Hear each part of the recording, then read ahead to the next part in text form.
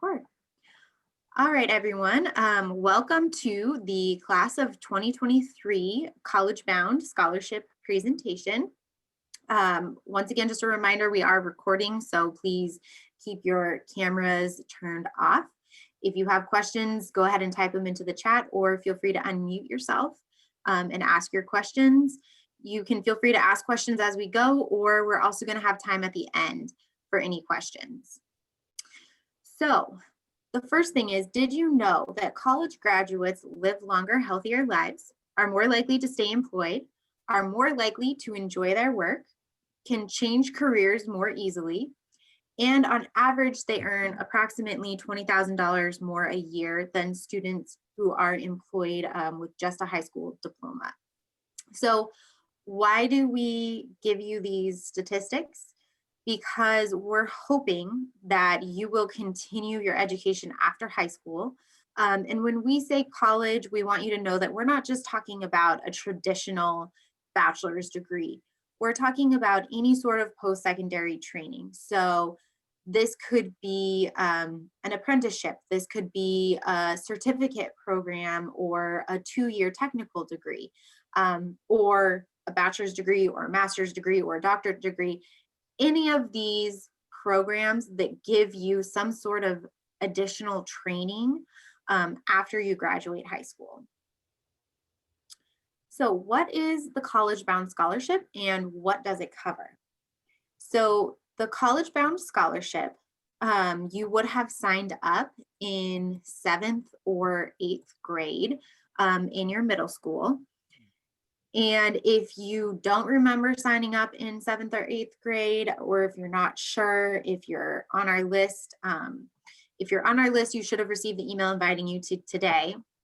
And then also we can double check that you're on our list if you have any questions. It's a guarantee from Washington State to pay college tuition and a small book allowance. So when we say college tuition, they just mean the cost of your tuition for your classes, not the cost of room and board.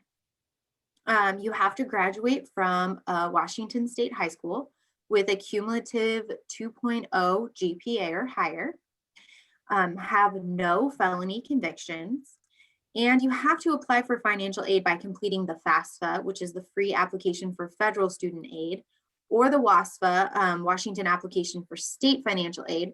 The WASFA is completed by students who usually are immigrants. They do not have a social security number. And these things have to be completed in the beginning of your senior year in high school. So October 1st of your senior year, it'll be October of 2022. The FAFSA and WASFA will open.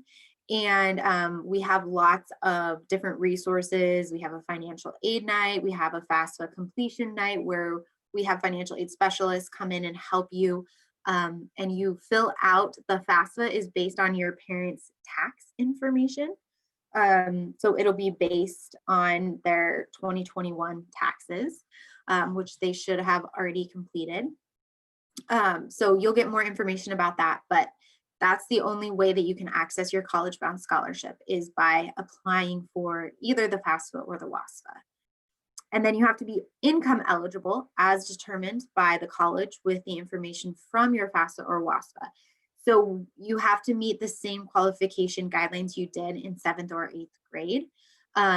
So if your income levels haven't changed since 7th or 8th grade, you probably will qualify when you graduate. Sometimes students' parents get increase in pay, or a second parent gets a job, or parents get remarried, financial situations change. So sometimes students, when they graduate from high school, are not eligible, but you can actually go in and out of eligibility for the College Bound Scholarship covers 4 years of school. It's good 5 years, so you can take a year off either in between high school and college, or maybe if you're in college and you have something happen and you need to take a break. but it does not cover 5 years of school. So if you change your major midway through and you're going to have to add a 5th year to your college, the College Bound Scholarship will not cover 5 years of your tuition. It will only cover 4 years of your tuition. And so sometimes we have students who they don't meet the income eligibility when they graduate senior year for their freshman year of college, but then things change because you're going to do your FAFSA every October. So sometimes your FAFSA changes. And so students, we have some students that are eligible one year and then not eligible the next year, just depending on what happens with income and your FAFSA. So here's some examples of some awards. And this is based on the 2019-2020 school year. And once again, you see the award amounts just based on tuition. So the private 4-year colleges and universities, it's saying $11,904. Mr. Aguilar is going to talk in a little bit about how that amount could actually be more. We have some Washington State private universities that are offering college-bound students who have higher GPAs some pretty awesome deals. So here's just kind of an overview of what the amount of your college-bound scholarship could be.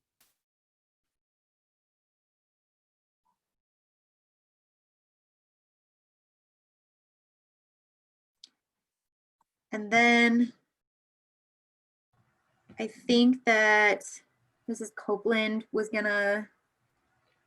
I'm doing 5 and 6, if this is where I'm at. You're doing 5. Oh yeah, and then Mrs. Copeland is. Yep, this is you, Mr. Aguilar. Okay. Hello, class of 2023.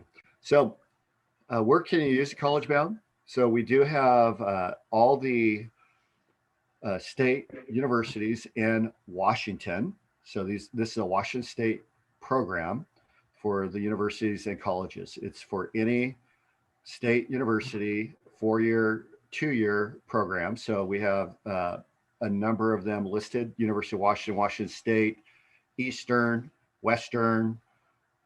We have some specific ones to the arts, like the Cornish College of the Arts.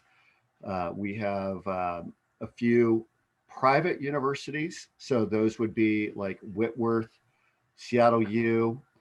They do require a particular GPA, like Whitworth is 3.25 is your cumulative GPA. So that means in the last, over the 4 years of you being a high school student, you need a 3.25. Tuition right now is approximately $45,000 a year. So basically what that means is if you qualify income-wise per annually, then that's 45 times 4. So that is a lot of money that they're actually committing to anyone that qualifies for this college-bound scholarship.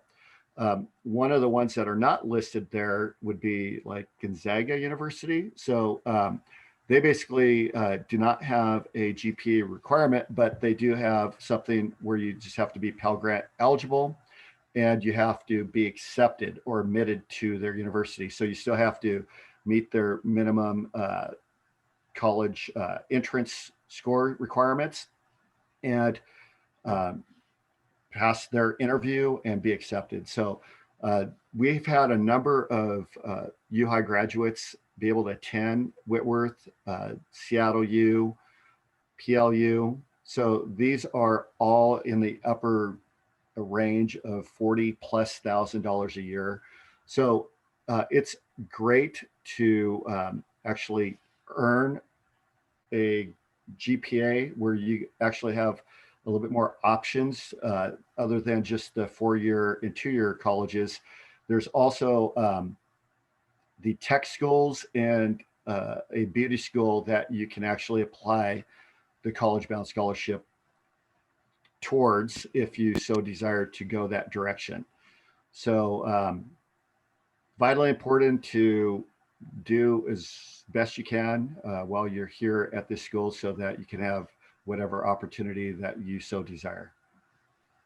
And I just want to reiterate kind of what Mr. Aguilar was saying, and just note that the College Bound Scholarship only stays in Washington State. So the one thing that all of these schools have in common are they're all located in Washington State. So unfortunately for our college bound students who are hoping to use their scholarship outside of Washington State, it will not transition with you. So it is something that's really important to consider when you're selecting your school, that it is only applicable for Washington State colleges and programs. Take it away, Mrs. Copeland. So what does this mean for you right now? I know right now your senior year and graduation may seem a ways off, but there's a lot that you can do right now to get you prepared to be able to use your College Bound Scholarship. So taking school seriously and working hard, earning good grades, and just keeping on track with your grades will help you right now. Using your resources like your student counselor, your teachers, make sure that you're using student access time, keeping track of your grades and assignments in PowerSchool, and Zello. Use Zello to do your high school and beyond plan, but also to explore what you're interested in and how it relates to potential careers. Right now, you can also start making lists of colleges and programs that you may be interested in and that you want to apply to when the time comes. You can also start saving for the room and board charges, book allowances, and that kind of thing, anything outside of tuition, and be able to help cover the cost of your education. And lastly, explore other scholarship options. There are so many scholarships out there for different avenues and different extracurricular opportunities and things like that, that you can be eligible for scholarships as well. So reach out and ask questions if you have them, and look now at what you may be heading towards your senior year and after. So with all of that being said, what types of questions do you guys have? What do you want to know more about? Are there things that you're worried about? We'd love to hear what you're interested in doing after high school. So feel free to type those into the chat or unmute yourself.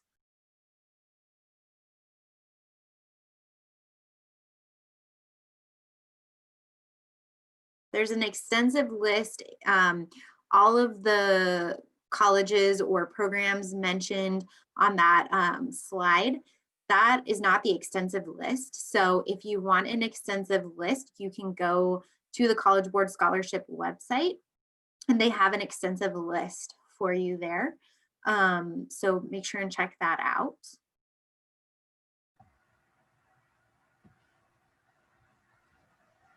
I'm gonna go ahead and stop recording.